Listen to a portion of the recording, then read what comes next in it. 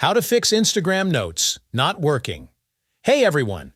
In this quick guide, I'm going to show you how to fix the current Instagram notes bug.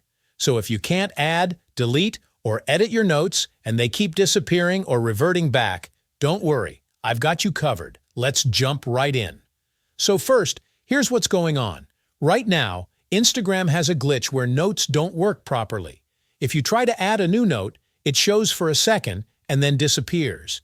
If you try to delete a note you already posted, nothing happens. It just stays there. And if you're trying to edit a note, it changes back to the old one every time. This issue is happening on the Instagram app and the browser version.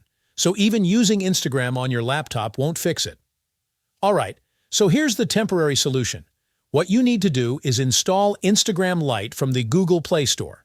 Open it up, log into your account, and from there you should be able to add, edit, or delete notes normally without any issues. Unfortunately, Instagram hasn't rolled out a fix yet, so this is the best workaround for now. But I'll update you as soon as they fix the bug. And that's it. Try Instagram Lite, and your notes should work again. If you're still having problems, drop a comment below and I'll help you out. Thanks for watching and stay tuned for updates.